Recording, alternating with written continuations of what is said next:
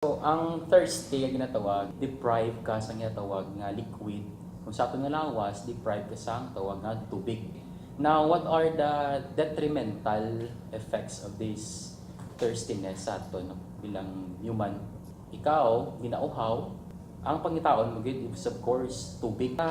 Amo na sa ang mag-satisfy kang mag-gratify sa imo.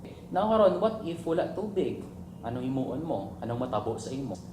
Siyempre, kaka-cause ni siya sa mga delusion na delusional ka na makita ka sa mga images nga hindi makita sa normal na mga tao. Matabo siya nagamat-amat galain ang siya mga wiring sa utok mo. Okay? And then makita ka something different. And then ang mga tao siling simong, oh, you're getting wild, you are getting different. Maging different ka na sa normal na tao. So mo na sa tao nga uhaw, gasala-sala na sa pangita para makainom tubig.